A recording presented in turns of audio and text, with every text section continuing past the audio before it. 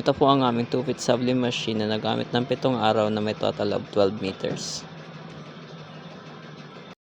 Ito po ang printer head. Ito naman po ang cupping na may 90% good condition. Head clean.